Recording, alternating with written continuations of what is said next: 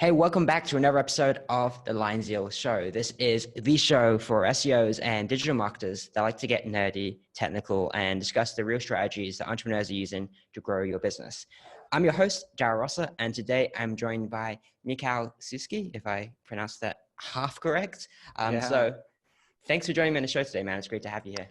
Oh man, I'm really honored to be here. That's a super big thing for me. So I will do my best to share something valuable to you guys.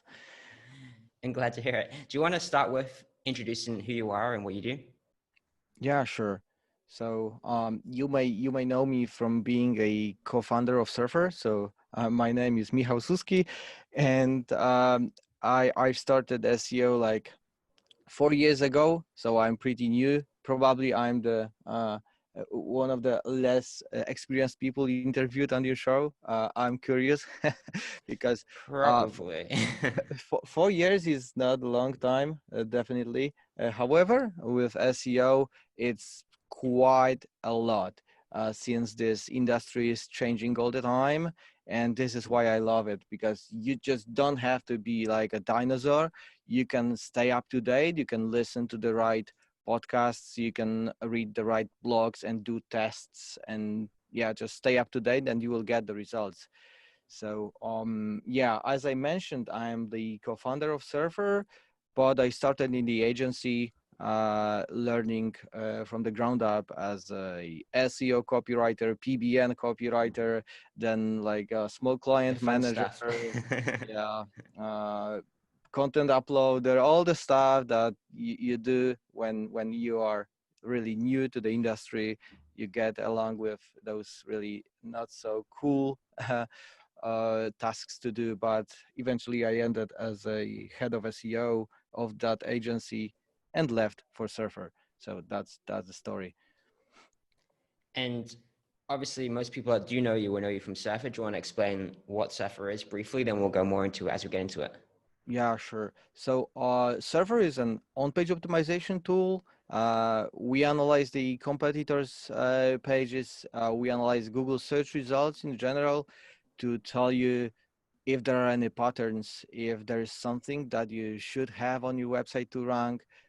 So in general, it is all about the content that moves the needle for those competitors. So it's semantics, it's some data analysis, a little bit of a correlation, but in general, it's all about the words and phrases.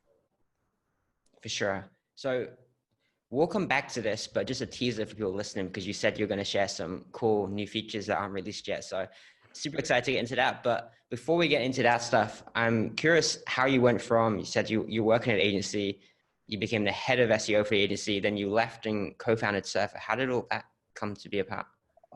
So I took every step of the ladder, really. Like a PBN copywriter, I was writing guide articles for those Wow. really not so cool I hate blogs. that stuff so much. Yeah. And then it appeared to me that I can really stay up to date, stay in line with trends.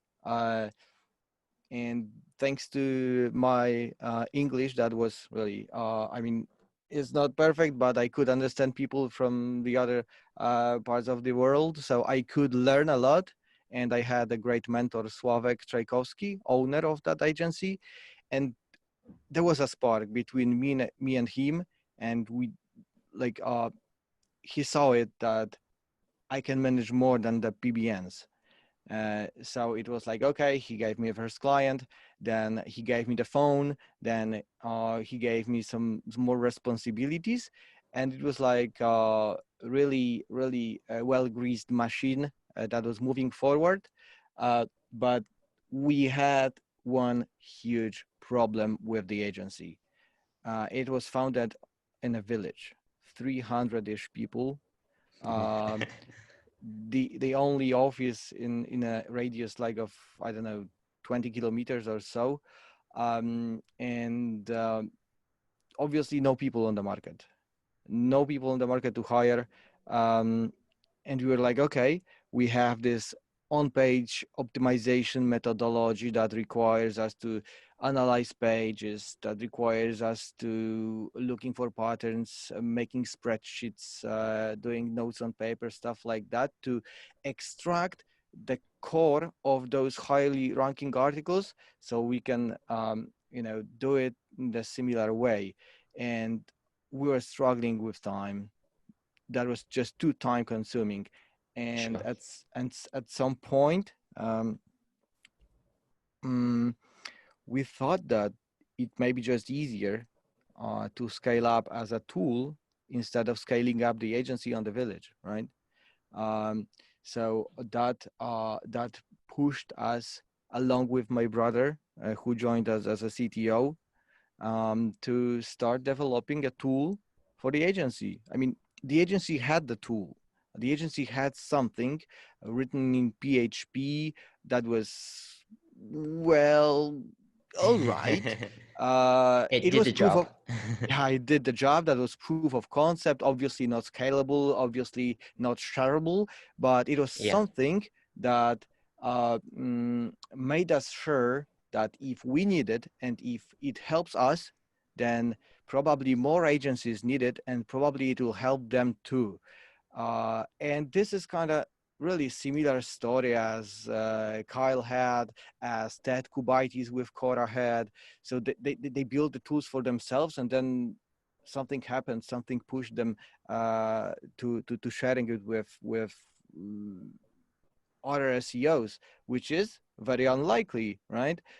If you have a strategy that works, you are not the first sharing it before you monetize it. Of course, there are some folks who do this, but in general, there are For secrets. sure. Yeah. Yeah, but for us, that was a like a no-brainer, to go with the tool instead of scaling up the agency.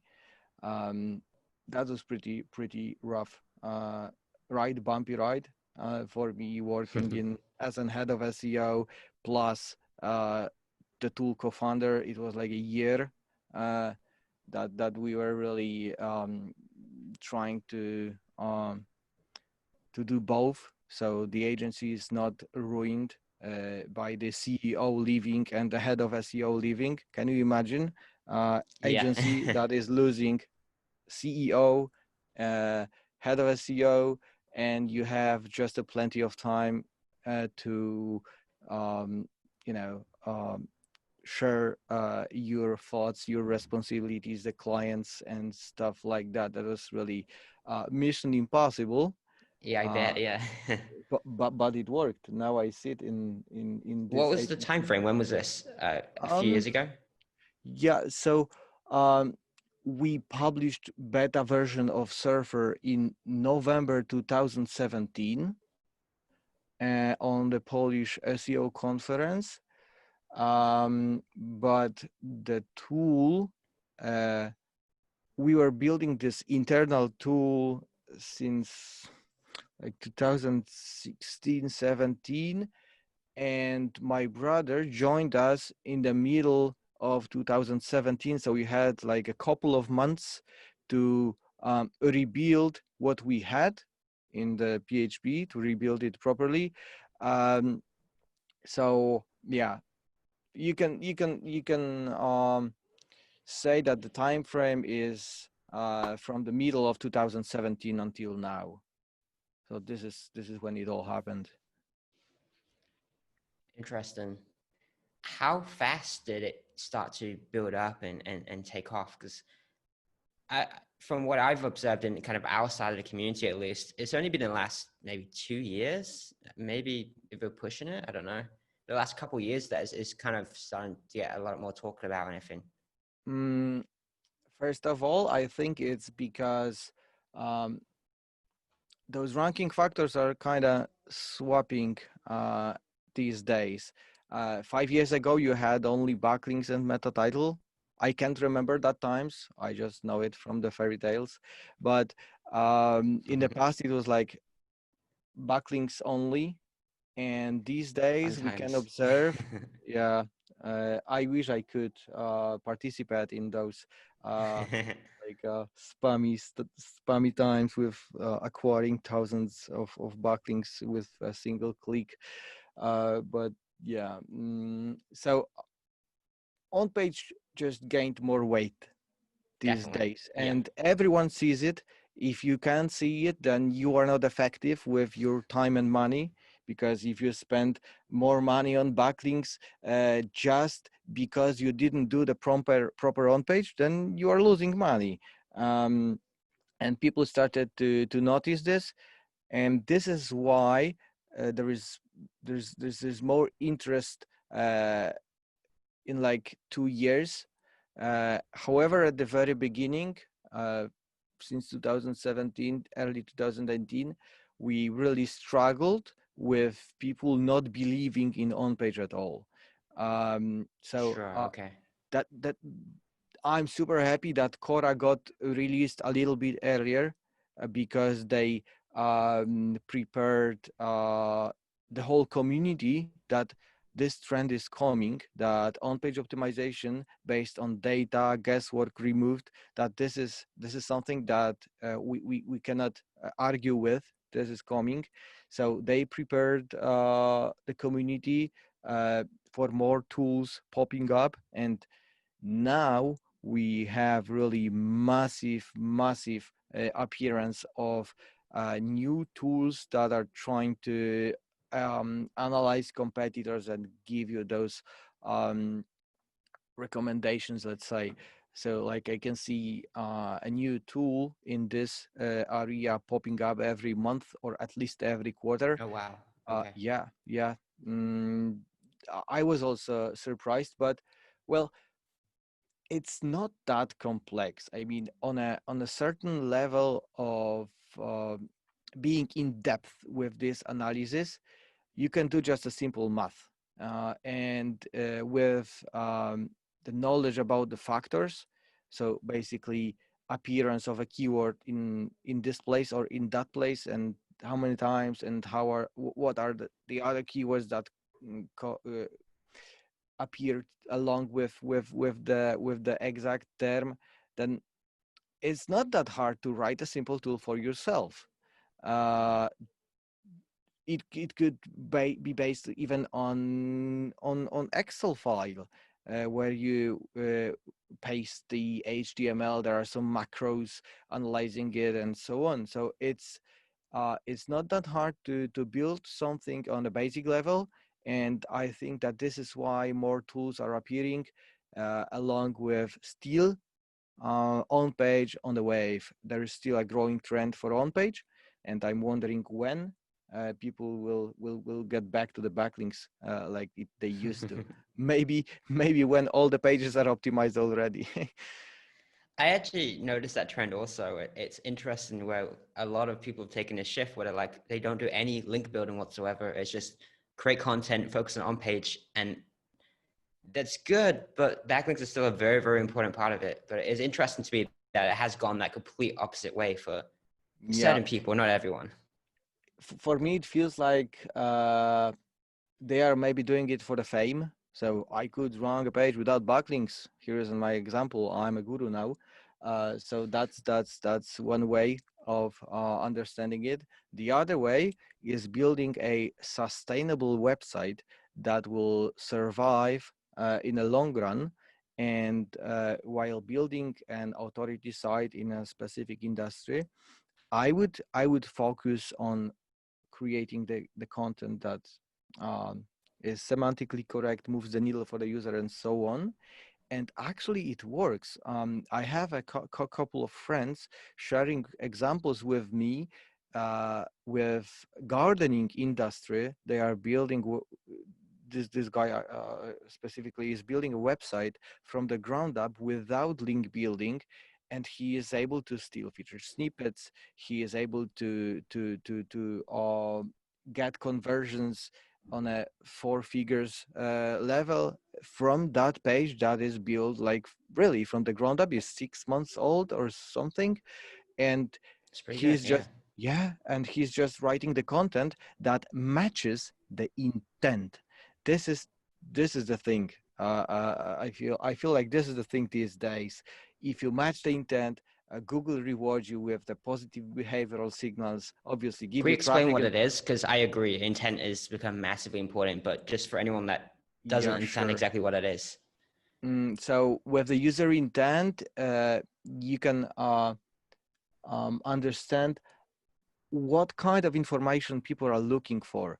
And Google can determine, or at least is trying to determine the intent to satisfy people. And by sharing search results like the top 10 listicles, the intent will be probably research about buying something. So if Google provides 10 such a pages, identical pages, we see homogeneous intent. We see intent that is the same among the whole SERP. But the problem appears when we have mixed intent. So some e-commerces, some blog posts, and then some affiliate sites too. And those queries, Google cannot determine what's the intent, what people really want. And I really try to avoid such a keywords. So yeah, intent is really big thing these days, along with their understanding of the language. So with the BERT, with those last year's algorithms, um, they just know better. They are not as a human, but they know better. And many high authority sites dropped because they ranked keywords by accident at the time. Uh, so there were like situations. Gal Breton mentioned that they had on his authority hackers website. They had a blog post that was not matching the intent, but it was ranking because they were strong and had it in title and had it optimized, kind of. But they Sure, yeah. just dropped because it wasn't satisfying to the users anymore. So yeah, So intent. how Go would ahead. someone, obviously they can use that, but how would someone, because you're building a tool where you're trying to match looking at it in the same way, how exactly would someone optimize their page to have, obviously the right intent is check the competitors and see what type of intent, but you said people accidentally ranking for something. So what would the strategy be for to deliberately optimize for that? It's, God, I'm explaining this really badly. My question. Yeah, I'm a little bit confused, but Yeah. Basically, the point I was trying to lead to, which I can just say it rather than asking it, yeah, is uh, when you're looking at the keywords, and what Surf is really cool for is it gives you all the relevant keywords and topics and everything that you want to mention within your content, so you can um, deliberately focus for that keyword and have everything around it that you need to have, versus just accidentally including one yeah. single keyword but not the other things. I was trying to think of a question to ask that, but completely screwed it up. Those words and phrases actually determine your future intent of the article, because those are, I mean, articles, not articles, but landing pages for let's say local services, they will use different sets of keywords, including the address, including the telephone, including email, Yes, yes, yeah, stuff yeah. like that. Those will be placed in prominent places of their landing pages and so on. And when you select to the analysis just those blog posts about something that rank along with those local services, then you will find different set of keywords, because they are just not existing on those articles. So intent is determined by the words and phrases you include within the article. That's like, it's shallow, but it works this way.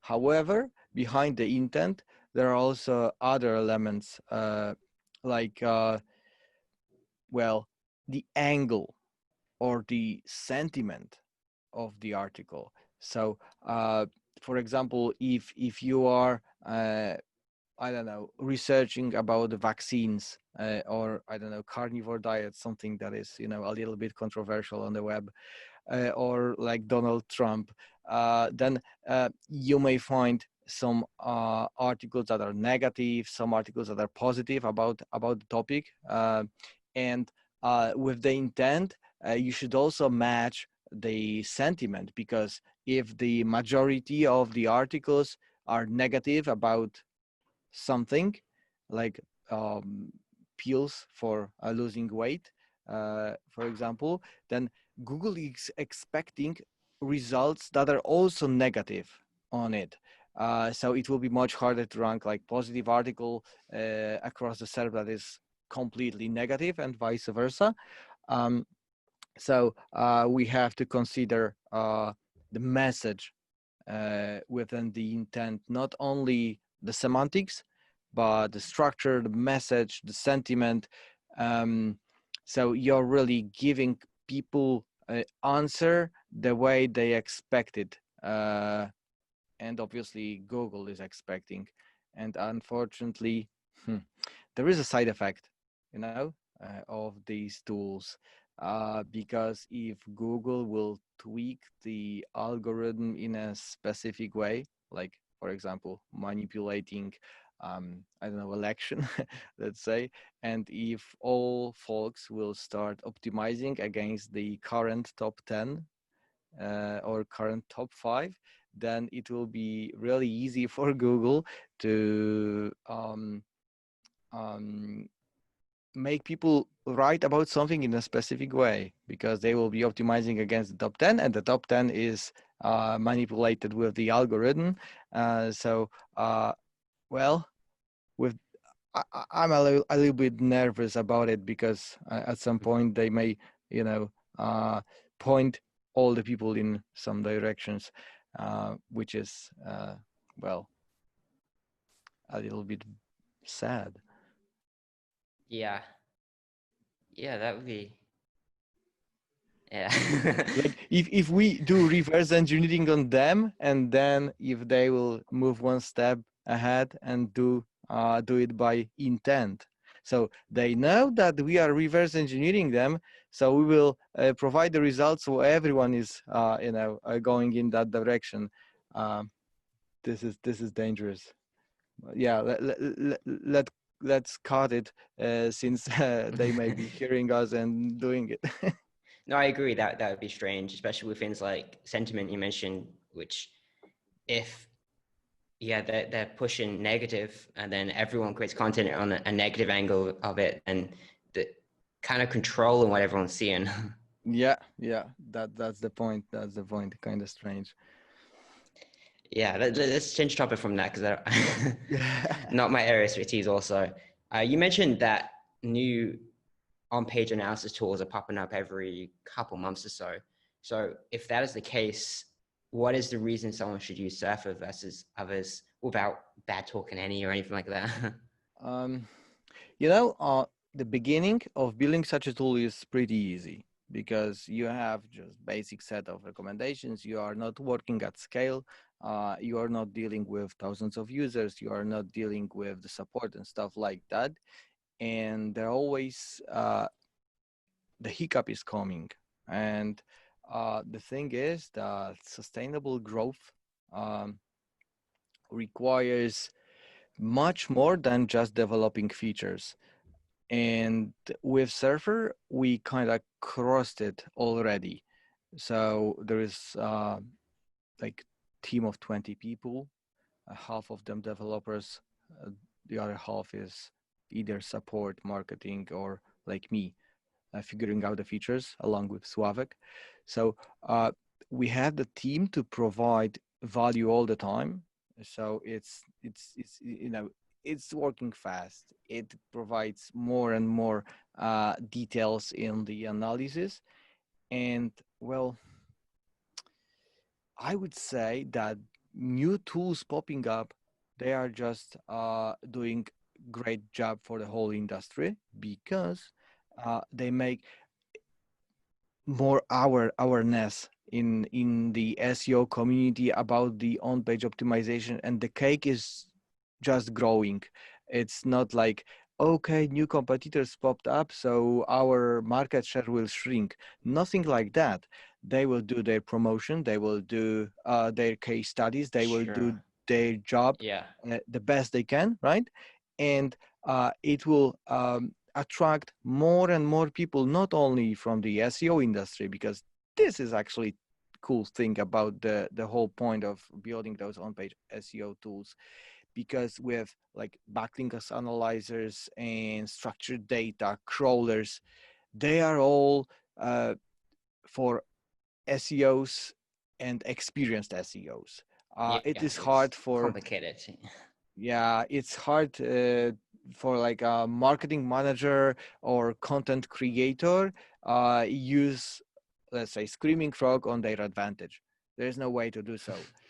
Yeah. But with those tools helping in writing content and optimizing content, it is a little bit different because the market is broader. And yeah, that's mostly it. I'm really happy that the new tools pop up.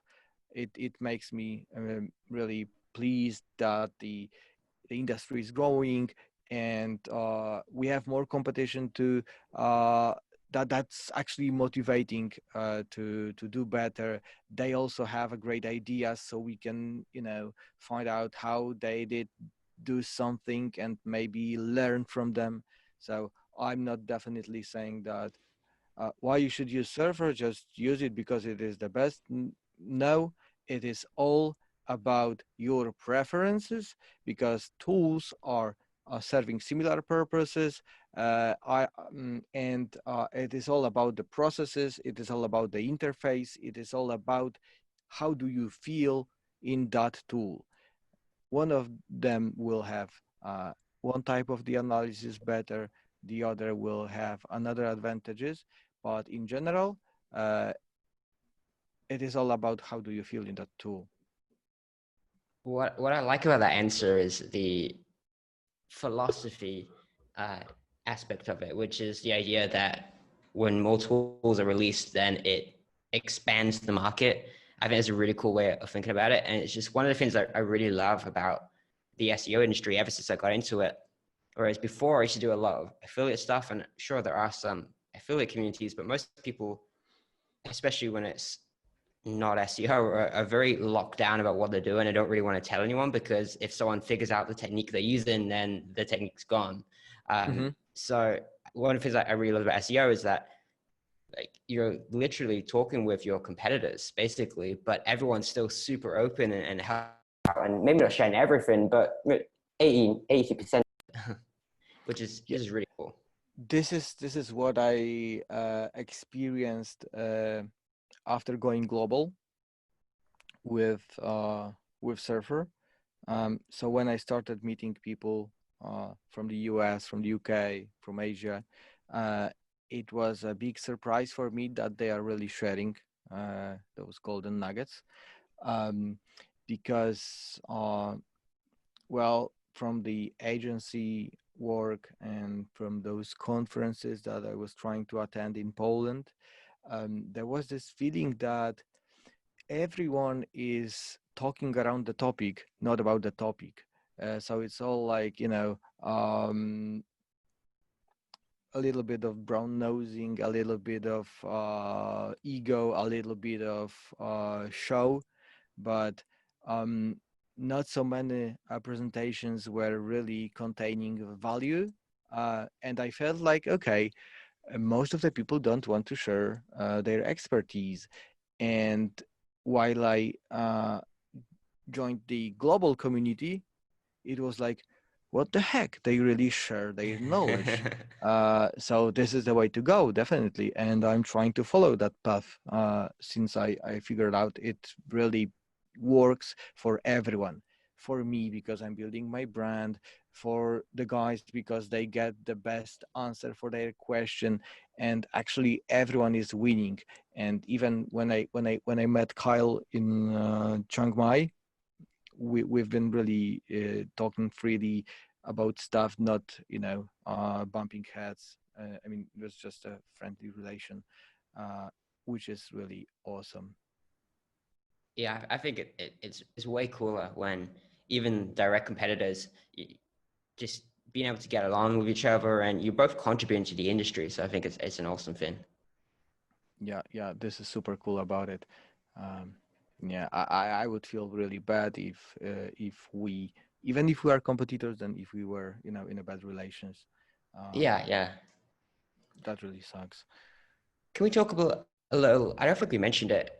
You kind of talked a little bit on it, but could you expand a little bit? How exactly does Surfer make these suggestions? Obviously, it tells you Sure. which words to include and all these different things. How exactly does it suggest these things?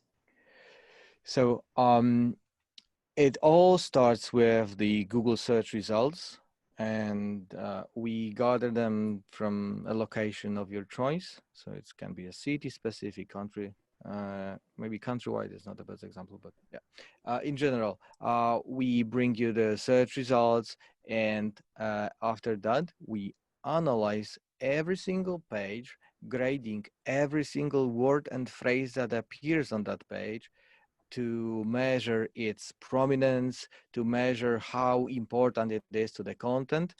Uh, and it works in our algorithm along with the Google NLP API. So they also analyze the content for us. So we have like two sources of data. Um, so we know which words and phrases are truly prominent among those competitors, and that's one side of analysis. So providing those words and phrases in the right frequency to your article, so it is semantic correct and carries the same message, let's say. um, Plus the other part is structure of the article. So headings, subheadings, how many of those, how frequently, should I use paragraphs, or I can afford doing a single div, or should I bold words, should I do any decoration on those fonts, plus the performance, which is always handy to find out if this particular search results page is page speed dependent or not. So are those top 10 pages strong or rather slow?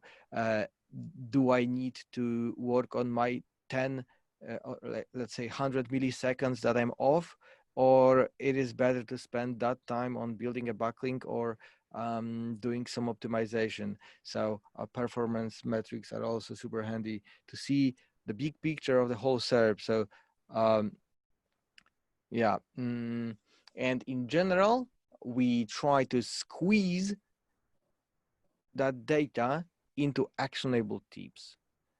So Yeah. we started as just a chart with values and some factors, and that was it. That was server. And for us, as the inventors of it and SEO specialists from the agency, that was super easy. That was a breeze, because before we had to, analyze the code, make those calculations in the Excel. That was like really time consuming. And now we could just look at the chart and see the values, and whoa. But people wanted more. People didn't want to dig into data. They want to know what to do next, what to do next with this keyword, with this URL to rank it. And having like huge amount of data, we decided to build a simple audit that combines those two segments of building a successfully ranking content. First, its structure, length, headings, so on, plus words and phrases to include within the content. And now it's pretty simple to find out if you have a lot of work to do with your content, or it is just a few tweaks that you can do, and all of the resources left you pump in backlinks. Um, I so think that's what, because you mhm. mentioned as well, the market is much bigger with these tools because anyone can use it, which I agree. Like a blogger or anyone could open up Surfer and use the audit tool or the content editor tool and it pretty much just tells you here's exactly what to do, which makes it super easy. What I'm curious about, and I don't know if you're going to say something, so I kind of cut you off there, but for anyone that is a little bit more technical, do you have any advice on using the charts and everything like that to dive a little bit deeper, or do they not need to? Is the order enough? So the charts for me are like a third or maybe fourth phase of creating successful content. So first of all, I would write it in the content editor. But if you have the content already, I would go through the audit with those words and phrases from the true density to find out what I'm missing. And if there is a lot of phrases to include, then I would go back to the content editor and rewrite, because it's just a little bit easier to do so than with the audit. And then I would let the page settle in the search results. So I would make those changes, reindex the page, and wait. Because and are you immediately following all those suggestions? Like it says, include this word, I don't know, 8 times, 8 to 15 times. Are you including it 8 to 15 times, or how do you start? I'm glad you asked, because we can split the second step into 2 steps actually. So I would start with just the missing terms, because you have, on one hand, you have the topical relevance of your content, and on the other hand, you have densities, you have the frequencies of the every single keyword. And having or not having a term is much stronger signal than having it once or twice. So obviously it is also easier to include 10 terms one time than 10 terms specific amount of times in specific areas of the article. This is crazy. I mean, it can be crazy, really. That's why I moved to the content editor if I see this kind of situation. However, in most cases, maybe not most cases, but if your domain is strong enough, then it is enough to include just missing words and phrases within your content, and then wait for the results, because impact of adding terms that you are missing is much bigger than tweaking them to the right density. So that's the second step in 2 steps. Add missing. If it doesn't help, tweak the densities. If it doesn't help, go to the charts. And with the charts, you can spend like 30 minutes, an hour, browsing all of those elements of the left-hand side in Surfer, looking for words and phrases that should be used specifically in a segment. Like, for example, if we have keyword SEO agency London, right? And you go through the charts and show yourself on the chart to see where you are, and you go through all of those factors to find out if you aren't an outlier in a specific segment. So for example, it can be a word London spamming your image ads because you put images with your brand name that also contains a London, for example, and then you end up with 200 uses of London word on your landing page, which seems really spammy. And on the charts, you can find out about such issues. And this is like the last chance, I would say, because if it still doesn't rank, or if it's still like if you fixed all the places where you were an outlier comparing to the top pages, and you are still not ranking well, then it is definitely not the content problem. It can be either structural or backlinks or internal links, but not with the content. And I will even say more. If you cannot see ranking improvements even after just adding those missing words and phrases, then you should see a warning in your head. Maybe I'm wrong with something else than on page, because this is really a strong signal. And analyzing the true density, so the words and phrases, you may see this aha moment like 10 times. Oh, I'm missing this, I'm missing that, how come, how could I? Yeah.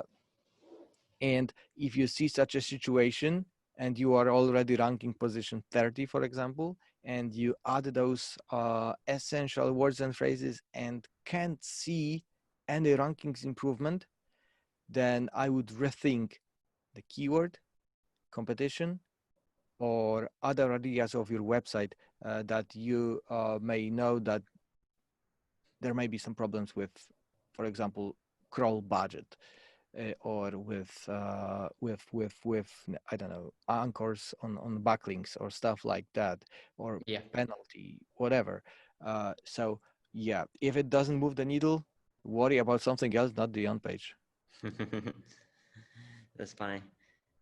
Um, Damn, what was that question? I was expecting. Oh, because someone's going to ask it, and the answer is obviously it varies, but someone's going to ask anyway. So when they make those changes, how long should they be waiting? We said, okay, wait, see what happens. Someone's going to ask this, so I'll Yeah, just ask for them. I'm asked it like every week, Yeah. and the results are really different for different keywords and different pages. And even if you drop after a few days, then it's not necessarily a bad thing, because Yes. pretty frequently I see the turnover. It may be even because of the data center that changed, and you get different results. But in general, um, small drop after optimization is all right. Waiting for the results for a month is also all right. It's all depends on how strong is your domain and how much attention you will get from Google. Because if you manage big domain that is being crawled all the time, then it will be first pretty easy to test for you, and then obviously because you will get the results right away because you get the crawl budget, so you can afford on making changes and observing the results. So for big pages, like for example for Matthew Woodward, who's been doing a small case study, uh, he got indexed right away and moved up, and that was it, the end. Steady position. But for like a small affiliate sites, news sites with not so much of authority, then you have to be patient, and a week maybe not enough, 2 weeks maybe not enough for the results to kick in. So don't get mad, just be patient. I know it's hard, but this is the way to go, definitely.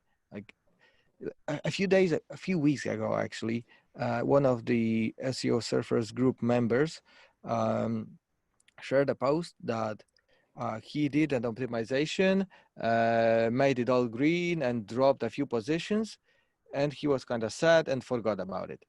And 2 or 3 months later, he shared a comment on the same post that he just checked the rankings, and he gained like so many keywords. I don't know the exact numbers, but he ranked really well, better than before. But it was 2 months, 2 months of the turnover before it actually caught that his content is now the best answer on the web. um, so it all depends on your website condition in general.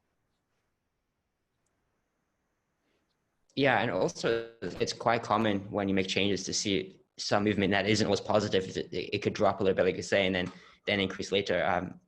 Time is a very important ranking factor that a Oh lot of people yes. completely ignore.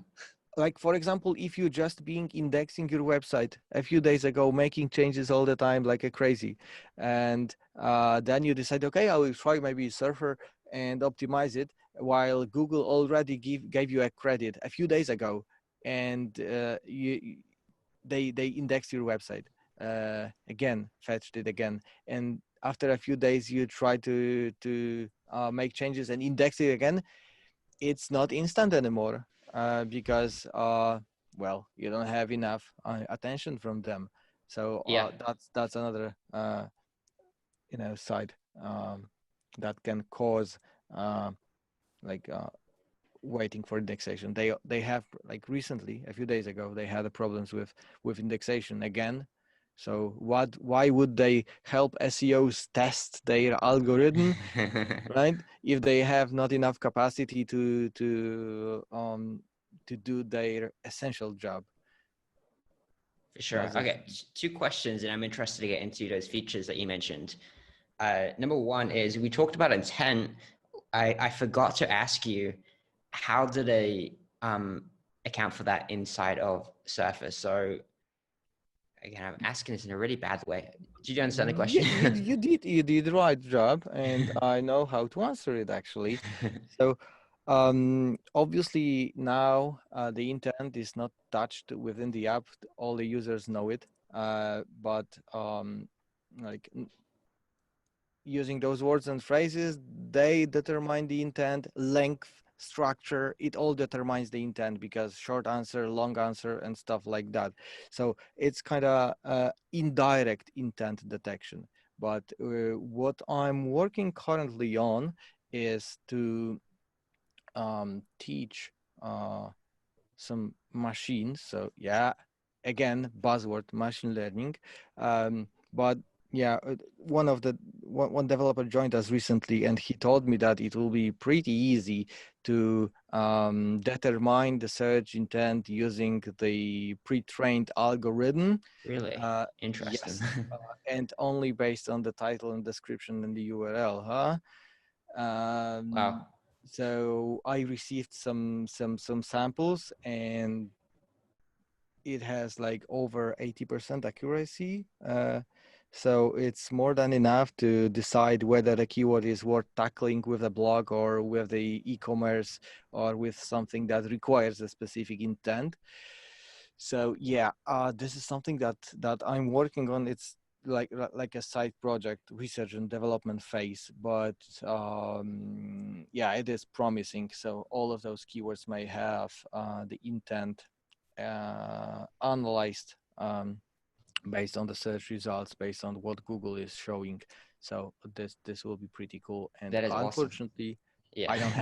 I don't have anything to show you in this area, Okay. but when it comes to other exciting things, then I have something that will allow you to plan your website structure. And as we have the affiliate audience here mostly, or well, Affiliate and a kind of a mix, client okay, guys and affiliates. sure. So I will create a tool that will structure your website when it comes to topics. So all the topics that you have to cover within a specific niche, like mattresses review, woodworking tools, stuff like that. Um, you will get the list of topics directly in Surfer to cover within the domain, and it's not using those simple clustering algorithms that um, maybe we could elaborate may I elaborate a little bit of those on those Yeah, yeah, clusterings? yeah. Go for it. Yeah, so clustering is pretty much grouping keywords, mapping keywords within the structure of your future website, right? And you can do it manually, which is super accurate, because you know your industry, that this keyword belongs to the other keywords, so they have to be grouped or not. um, you have this semantic clustering, which is most likely about common uh, elements of those phrases. And yeah, it helps a lot with grouping, but it also gives you a huge amount of wrong clusters, like I don't know, um, well, you have this the meanings of many keywords, like I don't know, for example, gifts for Christmas and gifts for birthday. And if you use the semantic clusterer, it will connect those two keywords together within the same URL, because they are really similar to each other. They are common. If you use this Levenstein, someone else distance that is measuring how far one term is from the other term, then it will screw because those terms have different meanings but just look the same. So Sure. semantic is crap. There is a third way of clustering, and this is actually pretty cool, that analyzes the search results.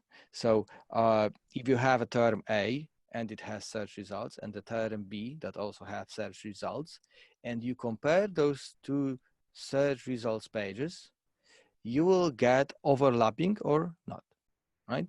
And the bigger overlapping between those two terms, the more likely you can join them with the same URL. Because if there are competitors who are ranking two keywords together with the same content, then Google is really treating them as a closely related keywords because they rank the same content. There is the same, it's better. There is the same answer for both queries. So this way, definitely you can cluster your keywords. However, it requires access to the database or a lot of scraping.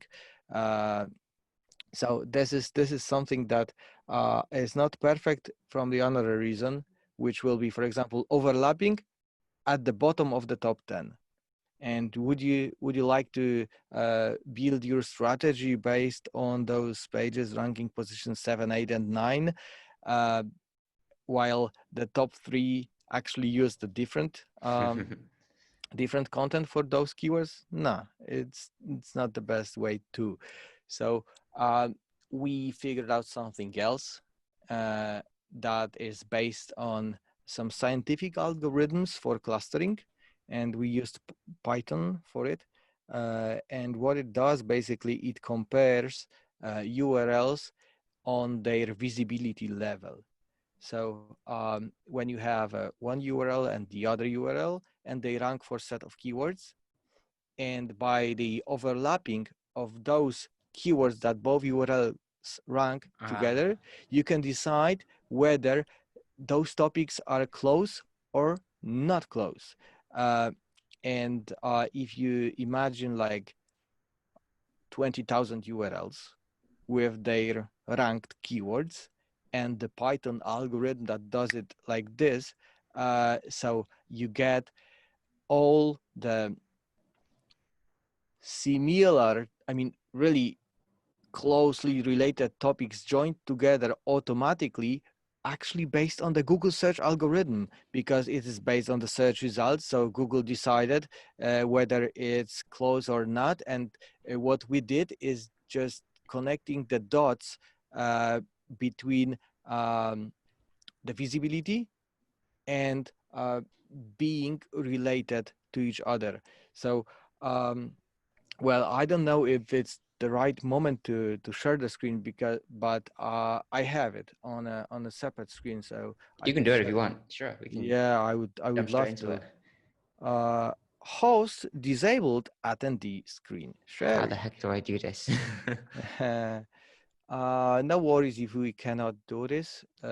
Yeah, but But people are gonna kill me if you hint at this stuff and I don't enable it. I will warm you up, because it's a truly affiliate keyword is the best circular saw, and I really Okay, have I a enabled it for you. You can do it now. I figured it out. love you. Yes, I can host it. I can do it now. And what kind of screen is this? It is this one. Okay, sharing. So what you see here is a set of topics that you have to cover if you want to be expert in woodworking tools, in circular saws. And as you can see here, we have those scroll saws, we have band saw, you have band saws, we have sliding compound miter saws, we have jigsaws, electric chainsaws, saber saws, and they are all grouped together. So you basically take this, create a content editor based on that, and boom, you can cover the whole. I know that those clusters are really really long and there is a lot of them. But in general, this is the plan for a affiliate website that will be about woodworking tools. You don't need any other topics to cover. Those are the topics that your best performing competitors cover, and it is based on the Python algorithm that I tried to explain before. And let me maybe zoom in. It's probably you cannot see anything, but yeah, cluster 52, a little bit far away from the circular saw, but it's still a gardening niche and stuff. And we have backpack blower, right? We have the bench grinders. We have ripping cut a board. So we have even a tutorial. So a rip cut is when you cut the board in the longer direction. So it's kind of tricky for the beginning woodworkers to deal with it. And well, this is how it looks like, and it looks like crap, but you can export it and get it in the CSV. However, I will show you how it's going to look like, but I have to swap the, okay. By the way, because you showed me this before, and this whole thing run in like seconds, right? It was very, Yeah. very fast. And it will run even faster because right now we are doing it in really beta version, so it's like a proof of concept instead of working tool. So right now it takes like 3-5 minutes to create the whole analysis, but I expect it to be 10 times faster. Wow. So what you see on the screen now, it's a design that we developed based on actually users' recommendations, because this tool is live for a couple of months already, and I've been running some interviews massively asking for feedback.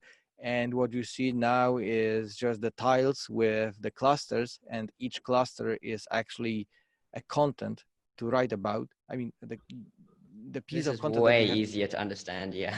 Yeah, so you just have to click here, create me the content editor, and that's it. Obviously, you will be able to start those clusters and create them in bulk and export the links and just automate it even further. So yeah, I can expect That's that awesome. some researchers will have to, change processes because, yeah, it will be massive. And as we are at this point already, I will only mention that content editor for a whole set of keywords is coming soon, because you don't want to optimize for a single keyword. That's obvious. And people ask about it all the time. And what I'm telling people is that, well, you have to choose the main keyword because there is only one title and one H1 and so on.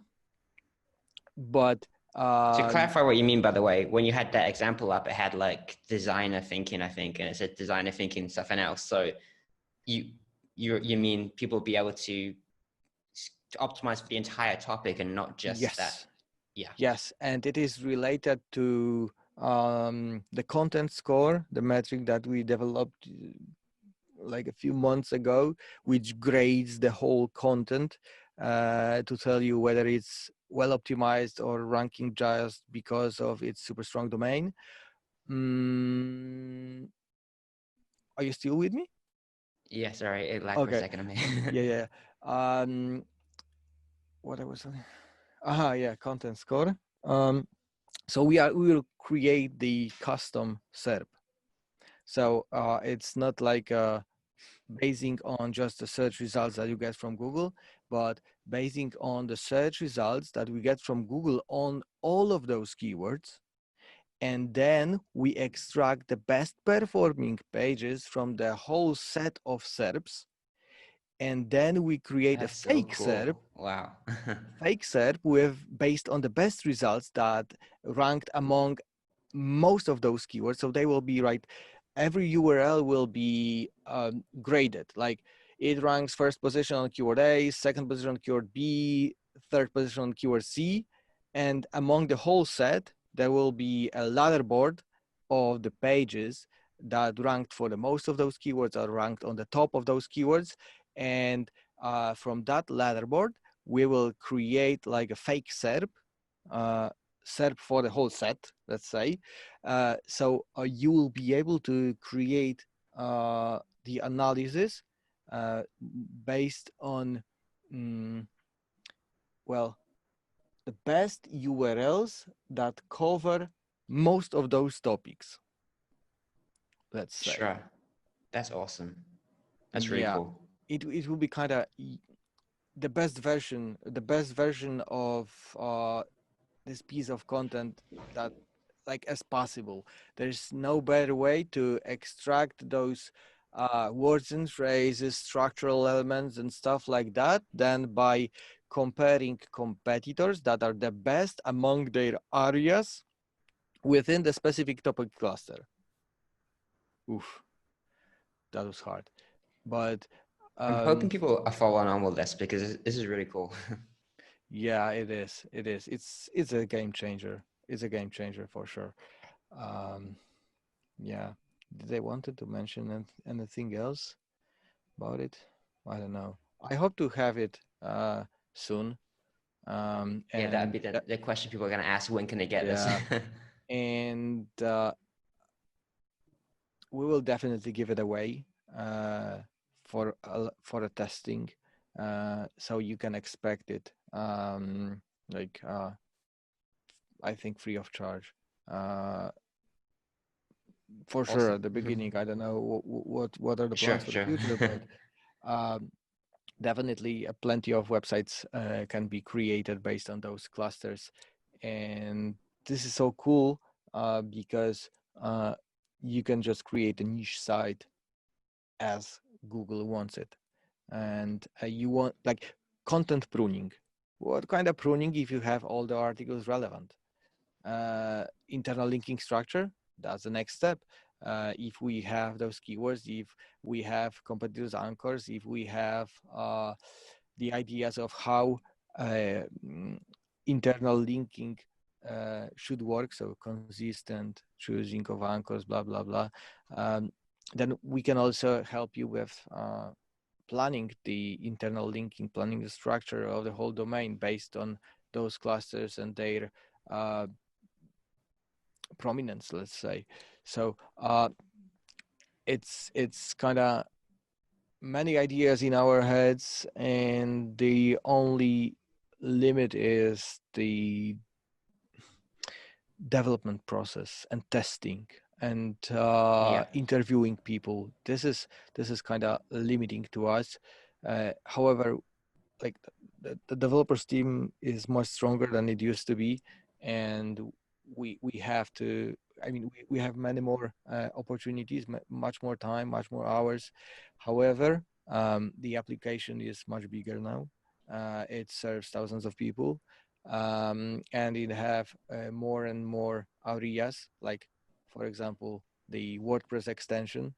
So yeah, I should have show it to you too, because actually we already have it, and that can be a premiere if you guys want to try it out.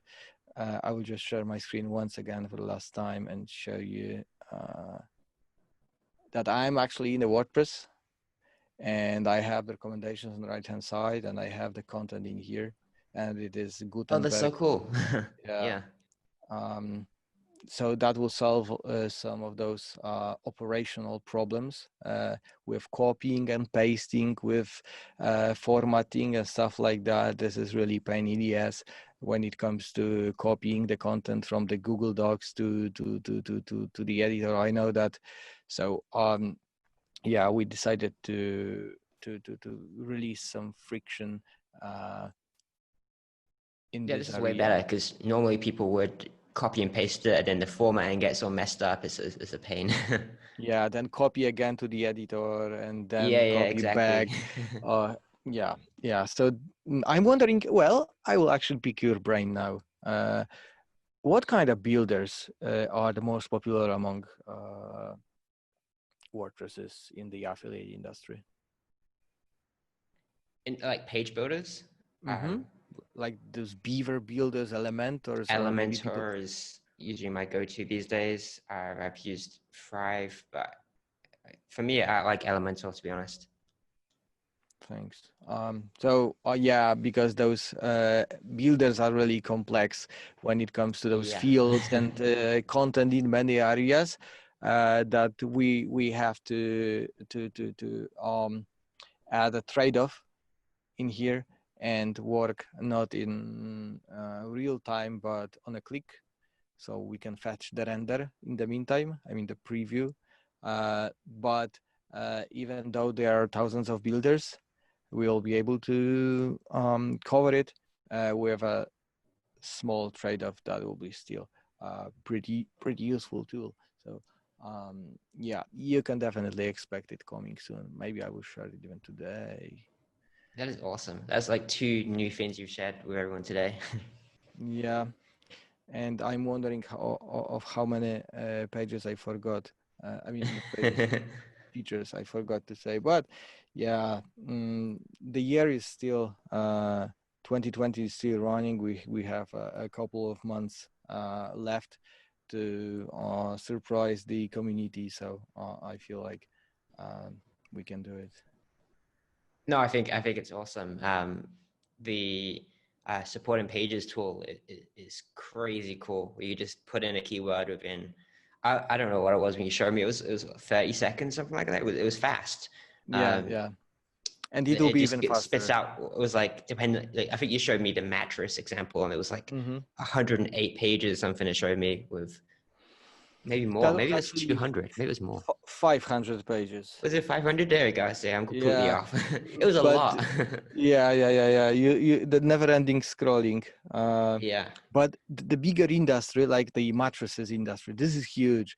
You have to be super expert in the industry to get ranked in mattresses review keyword. The more Yeah. money in the industry, the bigger pages in general, the stronger pages, the more topics are covered. So for pages like mattresses, you will have to prepare yourself for writing like 500,000 words of copy. But for niche sites like woodworking tools, we just found like 50 topics. So probably it will be easier, more affordable to try to tackle this industry with a new affiliate site or whatever. So yeah, now it works based on the crawler. So we also crawl the sites to obtain the URLs and so on. But we will change it to work with the database. So it will be even faster, and it will be able to go through the pages like really deep. Because right now we have the crawl budget. So if we deal with crawling like Forbes, then well, we don't go too deep. Sure. But yeah, definitely with changing a few things um, in the logic, we will be able to be much faster and much more accurate. So yeah, I'm really excited. Uh, but we have to land the new content editor first, which is a feature that I didn't mention. But yeah, this is actually we are the closest to releasing the new content editor. Yeah, so once it's done, we will move to the When is the uh, new content editor due? what is it? What does When? Oh, you can talk about it as when? well, but when? Yeah, Lucian will kill me because like whenever I say on a date, he's really mad at me. Okay, well, roughly what sort of time frame then? Like the next couple months, like this year? No, earlier for sure. I Okay. hope to have it this month, but he will kill me anyway. But so yeah, I think it Fair will enough. land this month, and once we land it, we'll move to the planner I showed you with the clusters. And about the new editor, the things that you will be interested in is that it will also have headings, so words and phrases to use in headings based on the competitors, obviously, and headings examples from those competitors. So if you will see a keyword like SEO agency London, and it will be this age icon on it, so you'll be able to click on it and see how they use this in headings, so you can create your own style or copy them. So this is something that will be changed, like an improvement for sure. It will That's be also awesome. simplified, and it will calculate the score on the fly. So you'll be writing, and the score will be going up, up, up, up until it's done. And like a little bit of gamification, but also something that allows you keep track on your work, instead of eyeballing it. Half of the reds, some of the yellows, and the rest is green. So I will spend 30 more minutes and they will be done. It's not so accurate. Yeah. So yeah, those elements are coming along with the WordPress extension. So yeah, pretty exciting time ahead of us. Yeah, this year, even without the Chunk My SEO conference, Yeah. it will be pretty exciting. Yeah, that's awesome, man. I'm super excited to see that stuff. Jumping back to not the new features, because the new features are awesome, but just some other questions I'm curious about. What are the most common um, issues, mistakes people make, or things they miss out when they're using Surfer? Choosing the wrong competitors, and tackling the keywords that they can't afford. Those are two. And the third, optimizing against competitors that have actually weaker content. So I will go through those three real quick. Wrong competitors means wrong intent, other type of the website. So building a blog post based on e-commerce sites and vice versa. So this is really a bad thing. Yeah. Not looking at the content score and the domain score. It causes that you actually take into the analysis pages that are strong with domain and weak with the content. This is also not a good idea. It's my dog. And oh, nice. He wanted up. Uh, Sorry. no worries. The second thing was the keywords that they can't afford. So if we do a scrape and see in SERP Analyzer that the whole top 10 is full of domain scores 8, 9, 10. So we have only Wikipedia's, Forbes's, Medium's, just those super high authority pages. Yeah. And there is someone who is insisting on winning that keyword, right? With the domain like just bought. And they expect miracle, and the miracle is not coming for sure, because most of the surfer is mathematics, and this is also mathematics. So you just can't beat it. So some people are well, disappointed, but it's just a matter of educating them that the keyword with 50K monthly searches is not the best place to start. Yeah, so it's just Yeah. the community fault. Yeah, that's going to happen regardless of use any tool or anything. Yeah, Just happens a it lot with SEO people, or anything really, even other things. I'm sure people just I don't know if it's overestimate their ability more, or just not really understanding how to properly measure competition. I think the second.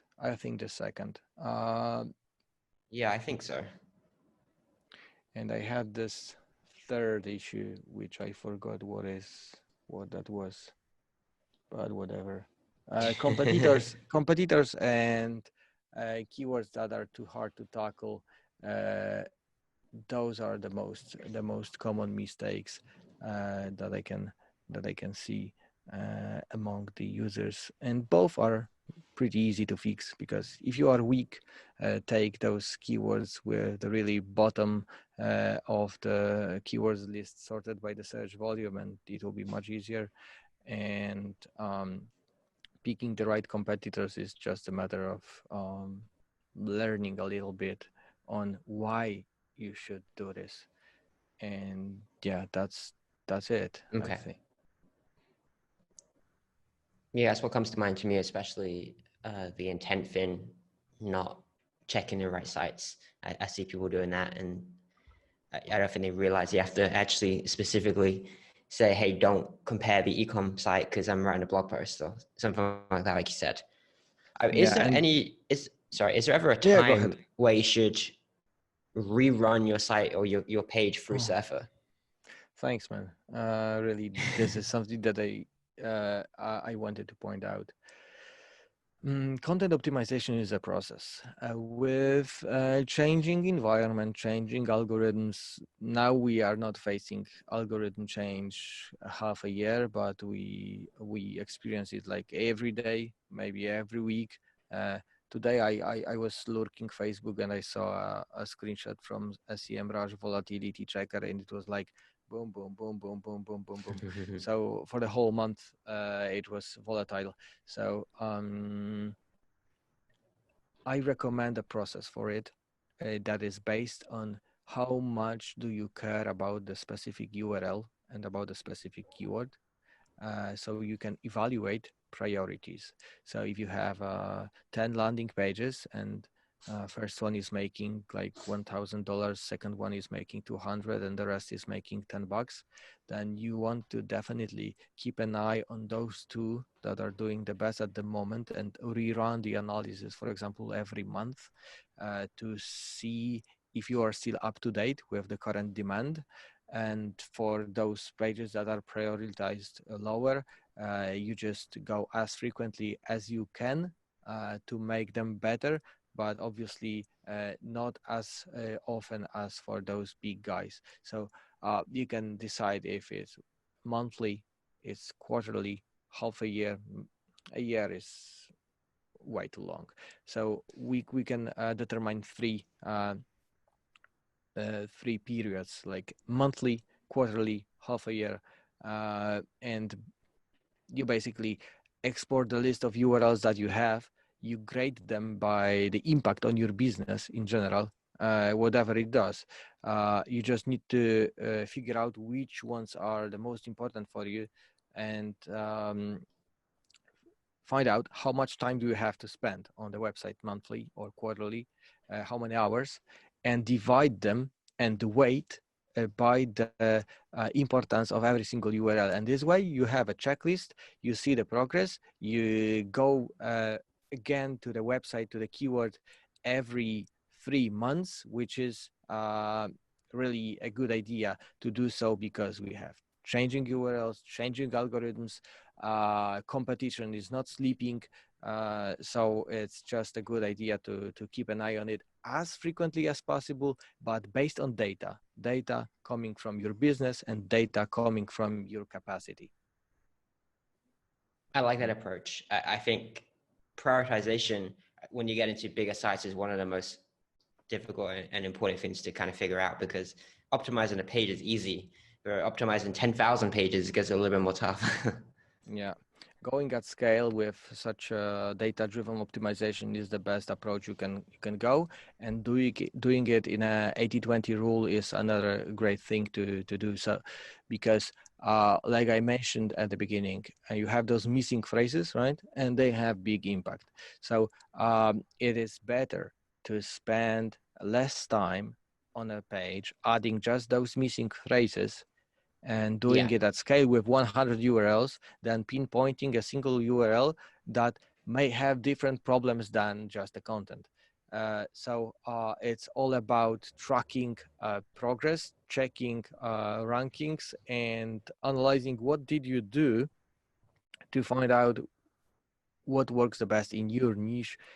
And yeah, it's not a single task. Optimization is not a single task. It's better to divide it, and it's better to spend less time, but in a periods, instead of sitting the whole day on a single URL and then looking forward to get the position one. It's not going absolutely. to happen. It's not going to happen. Dude, I have more questions, but let's wrap this up because we could sit here for hours. So let's Yeah. wrap this one up.